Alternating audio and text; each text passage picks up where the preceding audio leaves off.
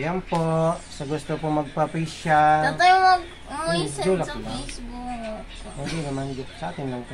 Sa gusto po magpa-facial, alam niyo, ako, si Mama Bitnok. Ma'am si Bitnok. Murang-mura lang, 115, okay? This is my first client. And this is the combination of my pagka-lalakwe. So, it is very effective to your face. Look at this, oh. This is my daughter. You know, kahit kami mga bakla, meron din kami. Nako, anak, alam nyo yun, ha? Happy Mother's Day. Ako rin ay mama at papa. Nako naman, ho. Yan, oh, tingnan nyo, oh. Ito ang aking sariling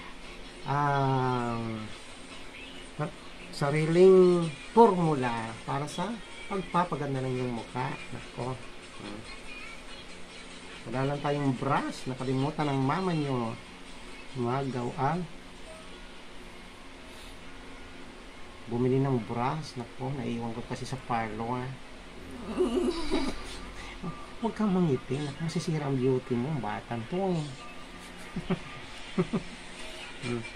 Yan, ha. Huwag mong gagalawin yung mga pimples mo yan, ha. Kasi pag ginalaw mo yan, natural. That's okay.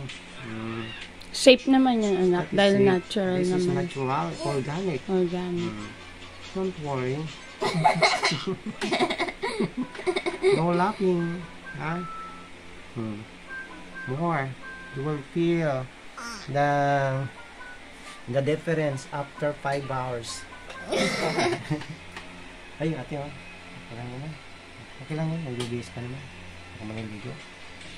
Yan. Alam niyo po ba itong aking formulang nagawa? Naku, nakakatanggal din to ng eye bags nyo. Naku, yung mga dyan, mga malalaki ng eye bag. Naku, tamang-tama to. Just PME. Ha? Pagkano? 1.5. Ganito na kalaki. 1.5 na po yan. Kaysa naman pupunta kayo sa mga parlor, o dyan sa mga magpapafacial kayo.